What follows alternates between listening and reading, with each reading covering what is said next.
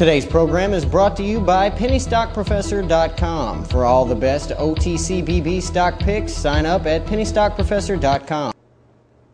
Thank you for tuning in to another TBC Daily News Update. I'm Brandon Vincent. And I'm Angelina Soriano. Norway's sovereign wealth rose by 3.8% to a preliminary 2.591 trillion Norwegian crowns in November from 2.497 trillion at the end of October. The fund's value has jumped from 2.273 trillion crowns at the end of 2008 due to surging equity markets worldwide. Commonly known as the oil fund, the government pension fund Global invests Norway's oil and gas wealth in foreign stocks and bonds to save for future generations. The central bank's monthly balance sheet gives a fairly accurate first glimpse of the size of the fund ahead of official quarterly figures on fund's performance. A Georgia man was sentenced to 17 years in federal prison Monday after his conviction for supporting terrorists and a foreign terrorist organization. Ethaniel Islam Siddiqui sent an email seeking to join the Taliban in its fight against U.S. and coalition forces in Afghanistan in 2001 while he was living in Bangladesh in 2004 and 2005. Siddiqui entered an illegal agreement with others to provide materials to support terrorists engaged in violent crimes. Jihad authorities said this in a statement following his conviction.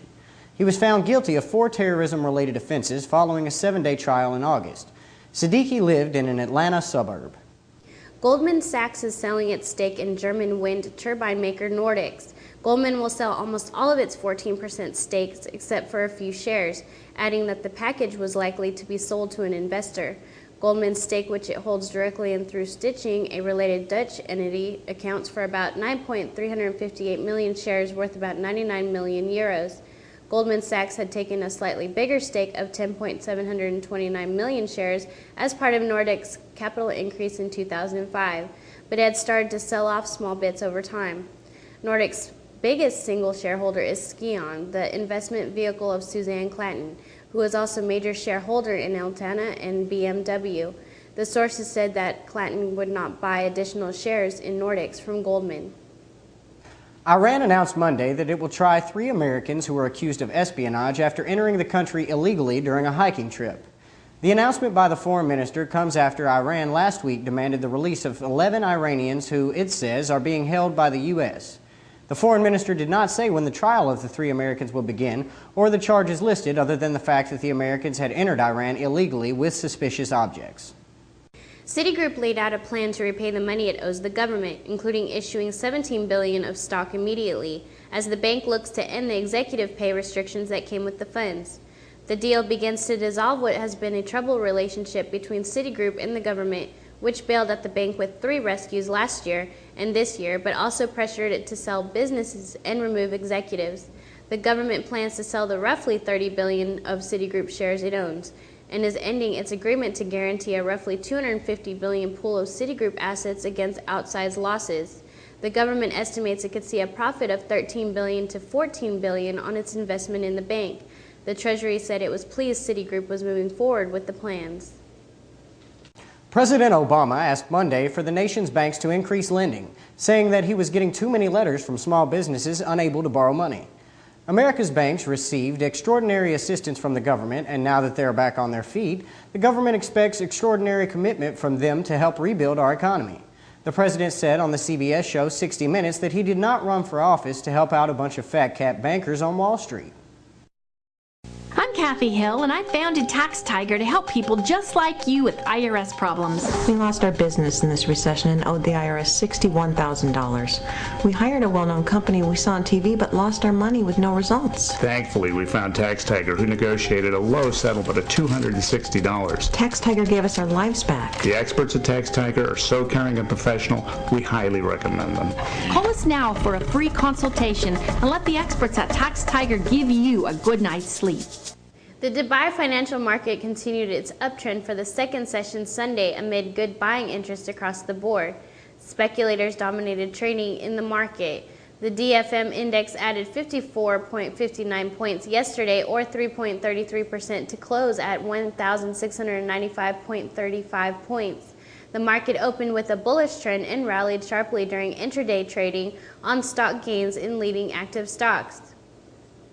Emar Properties was the leading active script, adding 6.80% to close at DH 3.14. The stock had jumped more than 11% by the middle of the session to touch DH 3.27. Other active stocks such as Arab Tech, DFM, DSI, and Air Arabia also advanced. The DFM stock added 7.64% to close at DH 1.69, while Arab Tech soared 6.49% to DH 1.97. All active stocks jumped sharply by the middle of the session and pushing the DFM index higher to add almost 5%.